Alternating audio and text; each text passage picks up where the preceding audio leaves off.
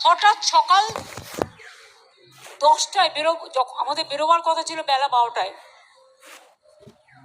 আমার এখানে মিটিংয়ের টাইম দেওয়া ছিল 12:30টায়। হঠাৎ খবর এলো হেলিকপ্টারটা যাবে না। আমি দেখলাম দারুণ মজার খবর তো, ইলেকশনই শুরু হলো না, তার মধ্যে কনফ্রন্টেশন শুরু হয়ে গেল। কিন্তু ওরা বুঝলো না এটা আমার ভালো হলো। কেন ভালো হলো বলুন তো? কারণ আমি রাস্তায় আস্তে আস্তে আমার সাথে প্রচুর মানুষের দেখা হয়েছে এবং আমি অনেকগুলো এলাকা দিয়ে ঘুরে এসেছি। অর্থাৎ আমার জনসংযোগ তার একটা সুদৃঢ় এবং নিবিড় সম্পর্ক তৈরি হয়েছে। আমি বিজেপিকে বারবার বলি, ওরে আমার সাথে খেলতে যাস না। আমার সাথে খেলতে গেলে আমি যে খেলাটা খেলবো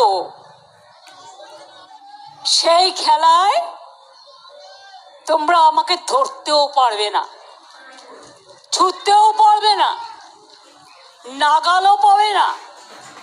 সারা ভারত সরকার বসে থাকো, সব এজেন্সি নিয়ে বসে থাকো, কোটি কোটি টাকা খরচ করো, টাকা গুজে গুজে দাও, টাকা নেবে লোকে, তোমায় ভোট দেবে না। কারণ তুমি 1 মাসের জন্য টাকা দেবে আর 365 দিন চলবে কোত্থেকে? বছরের পর বছর চলবে কি করে?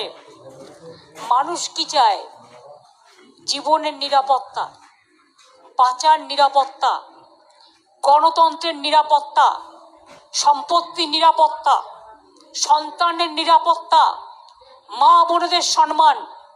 সম্মান না দাও, অসম্মান করতে চেয়েও না। আর বাংলায় তুমি যদি মনে করো আমি একজন মহিলা হিসেবে এখানে আছি,